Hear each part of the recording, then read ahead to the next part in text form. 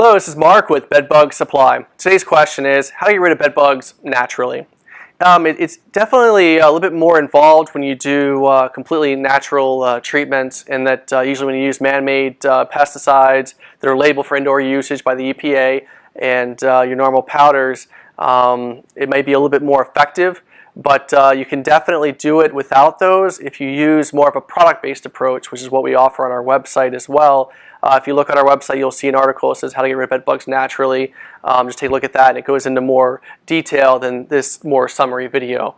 The first thing you want to do basically is go through your room and get rid of all the things you don't need anymore. It could be magazines or newspapers, things like that where bed bugs could be hiding.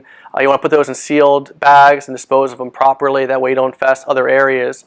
When you get done with that, you want to go through the entire room and vacuum. That could remove some of the bed bugs that might be in cracks and crevices, especially along the edges or any kind of like cracks in furniture and areas like that. When you get done with that, you want to use a steamer to steam the hoses of your vacuum to ensure there's no bed bugs left behind. So if you put it back in your closet, they don't infest different areas.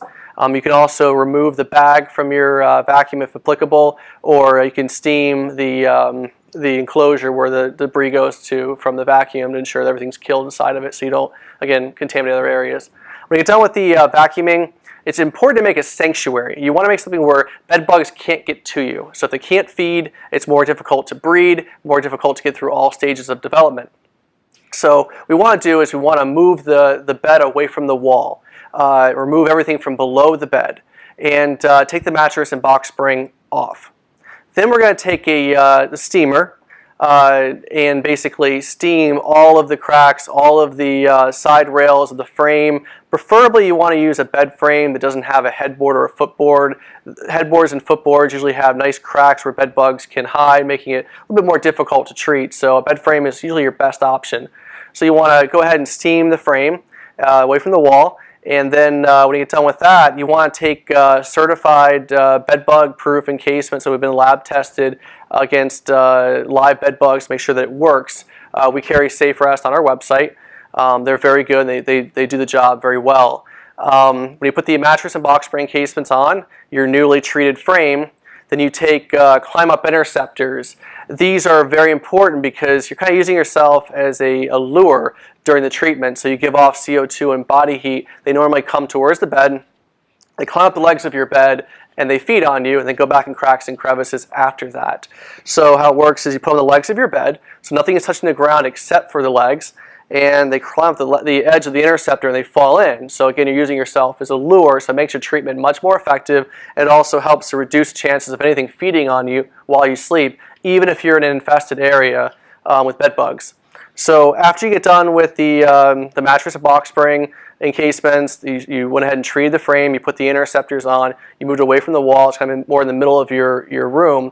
You want to make sure you remove any kind of essential pillows. That, if you have 4 or 5 pillows and there's 2 people, just use 2 pillows. That way you don't have one fall off and it creates more of like a bridge to come back up into the bed and feed on you. So that's the first portion of the natural treatment. You can also, while you're doing this, we have heat boxes, whether it's from ZapBug or from Pactite or Thermal Strike. You can put belongings in that to treat them, whether you have like handbags or shoes. It makes it very simple. It heats above 120 degrees, and it naturally just cooks them basically and kills all stages of bed bugs, including the eggs. So it makes it very simple to keep your belongings, smaller items. If you have larger furniture you want to treat, you might want to use like a ZapBug room where you can put larger pieces of furniture or larger items inside to do it faster. So it's whatever your budget is. When we get done doing the mattress, the box spring, we're treating up our items in the heater, you can go through the room, and you want to use a good steamer that has temperatures above 220 degrees or 210 to 220. Anything above 180 kills bed bugs on contact. So this one here just happens to be the Vapamore Primo, which is a very popular dry vapor steamer that we carry. So you go around all the cracks and crevices, you steam them about 1 inch per second. That way you can kill bed bugs in any kind of harborage area and areas where they might be hiding. So think like a bed bug, they usually hide within about 5 to 8 feet of the bed. So they could be in nightstands, they could be in your dresser. So you want to be very thorough along the baseboards, any kind of crack or crevice. We're using the steamer basically as a contact killer. So you go through those. We have videos that show you how to use the steamers. So make sure you take a look at those and make sure you do it the right way. We have more of a natural evergreen powder that you can use inside your electrical outlets. If you're going completely green, this is one of the best products to use. It uses pyrethrin, which comes from the chrysanthemum flower, so it's an easy way to naturally kill bed bugs. You take off the electrical plates, and then you would use an applicator, and you would pump them into the wall voids. Always follow the MSDS and product label for safe and effective usage.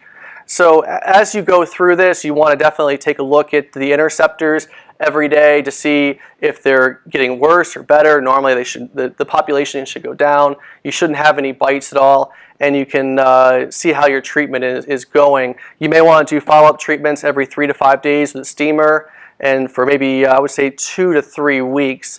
If you're having no more bed bug bites or any more bed bugs inside the interceptors after about a month and a half, 2 months, you should be bed bug free. Make sure you keep your encasements on for at least a year to a year and a half. We recommend usually a year and a half to ensure that if there were bed bugs inside the mattress or the box spring, they would be trapped inside, so they'll die eventually of starvation. So this is kind of a brief rundown on how to do it. If you have any questions, we are open 7 days a week to help you, toll free at 866-238-9868. Okay, this is Mark with bedbugsupply.com.